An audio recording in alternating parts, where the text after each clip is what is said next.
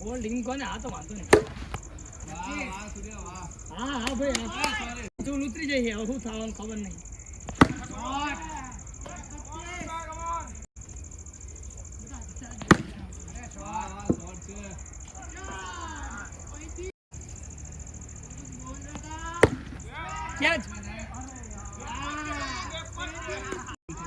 ઠંડીમાં દુખે લાગે તમને ચોકો જાય યાર હે પછી આ ચક્કર में